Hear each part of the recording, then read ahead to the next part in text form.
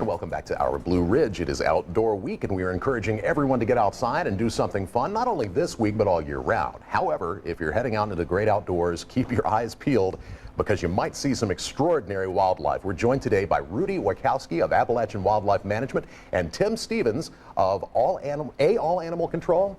Did I get that right? Yep. I did. Okay, good. They're here to share some of the state's reptiles. Welcome to the show, both of you. It's good to have you. Thank you so much for having us. Now, Rudy, you have a snake, man. What's going on? Well, today I'd like to discuss the importance of differentiating the difference between our native venomous pit vipers. All the venomous snakes in Virginia are pit vipers, and we have a plethora of other non-venomous snakes that are often confused.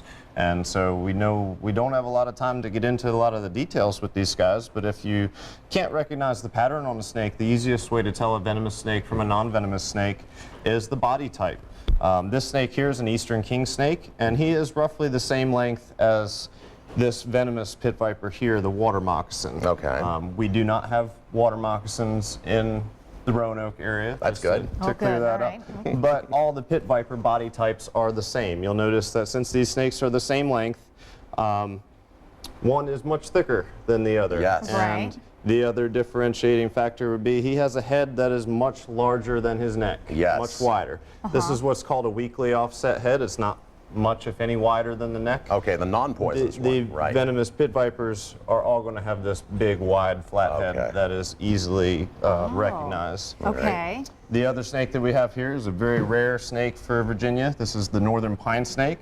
And even in areas where it's common, it's not often seen because it's secretive in nature. It likes to spend a lot of time in burrows and underground. Same as with the king snake, also secretive. So we wouldn't see these Not too out often on a seen, hike no. or anything like that. Okay. You might if you were very fortunate. And where would we see them?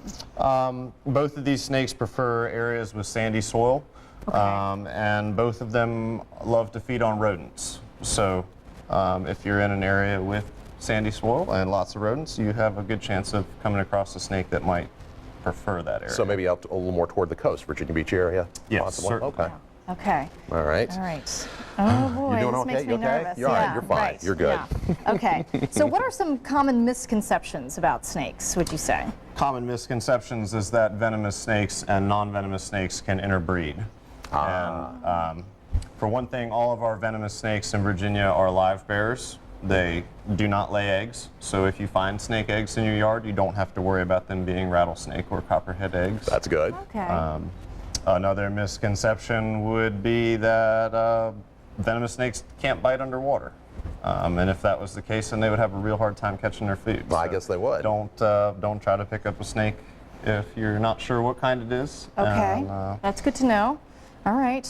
Okay. So what do you do if you come upon something like this, especially the venomous one? That's what I want to know. Venomous snakes, What do I all do? snakes in general, can be observed from a safe distance if you feel so inclined to do that. But none of the snakes that live in Virginia are going to actively pursue a human. Okay. They just won't chase you down or anything. Okay. Okay, that's. I always heard to run in a zigzag pattern to get away from a snake. Is that no? That's. They're not going to chase you. If they did, my job would be so much easier. But Well, I'm dying to know what's in the big, huge container here. okay, You next got somebody we're else. going to dispel a few other myths.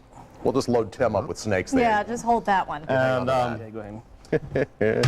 the other thing that we wanted to mention is people are often apprehensive about getting into water with animals such as snapping turtles. Right. Here we go. Here And comes the snapping Look at this turtle. thing. Ta-da! This is a common snapping turtle, and they are North America's largest freshwater turtle species. They can get up to 80 pounds in weight.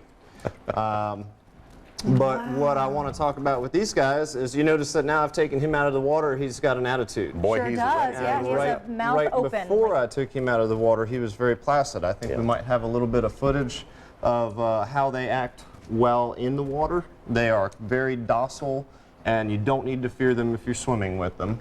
Because they're not going to attack you either. They are very Unless you're placid doing what this underwater. guy's doing.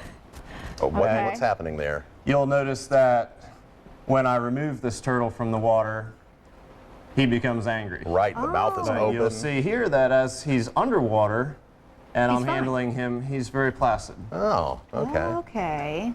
So the takeaway here is leave them be. Leave them alone. Sure. And you don't have to worry about being in the water with them. Oh, okay. How Now- big will these get? They can get up to 80 pounds in weight. Wow. This one is about 40 pounds. He's about the average size for an adult. Wow. That is And will they crazy. take your finger off if like? He can give you a powerful bite. Uh-huh. Oh, And boy. another thing is if you do handle a snapping turtle, you'll notice that the neck can come very high this way. Yeah. But it does not go the opposite way. Oh, okay. All right. Well, I'm going to let you just hang on to that there.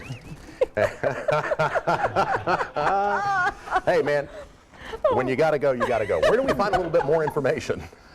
You can visit the website at AppalachianWildlifeManagement.com. All right. Or you can visit your Department of Game and Inland Fisheries website for information on our local reptiles. Outstanding. I want to thank you guys very Thank much you for very coming much. and bringing all these critters. This was fascinating. Thank you. You're watching Our Blue Ridge, and we'll be back in just a bit. Wow. Look at that. Oh. Oh